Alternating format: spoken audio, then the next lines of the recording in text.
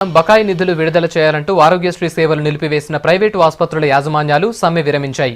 ప్రభుత్వం 100 కోట్లు విడుదల చేయడంతో పాటు మిగిలిన నిధుల్ని కూడా త్వరలోనే ఇస్తామన్న హామీతో సమ్మె విరమించాయి. రోగులు ఇబ్బంది పడకూడదనే సమ్మె విరమించామని చెబుతున్న ఈ యాజమాన్యాలు నెలాఖరులోగా బకాయి నిధులు రిలీజ్ చేయకపోతే మళ్లీ సమ్మె చేస్తామని ప్రకటించాయి.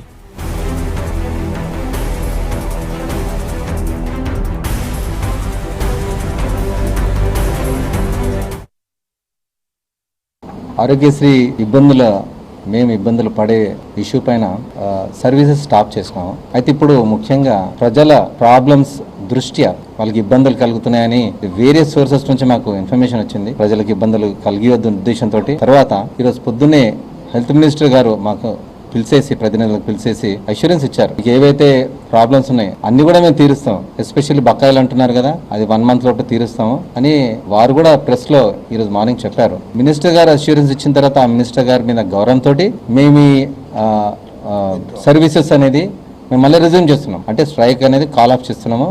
ఎవరికి ఇబ్బంది కావద్దని అనుకుంటే మేము హెల్త్ మినిస్టర్ గారిని కలవడం జరిగింది. హెల్త్ మినిస్టర్ గారు మాకు చాలా అష్యూరెన్స్ ఇచ్చారు. దాంతో మేము ఈరోజు అందరం ఇక్కడ కూర్చొని సంప్రదించి అష్యూరెన్సెస్ని ఇచ్చిన వాటి కూడా వారు లిఖితపూర్వకంగా కూడా అమలు చేశారు. వాళ్ళని ఆరోగ్యశ్రీ వెబ్సైట్లో పెట్టారు. కాబట్టి ఈరోజు మేము మరి వైద్యశాలలు అందరూ యథావిధిగా నిర్వహిస్తాము. ఇక్కడి నుంచి రేపటి నుంచి కూడా అన్ని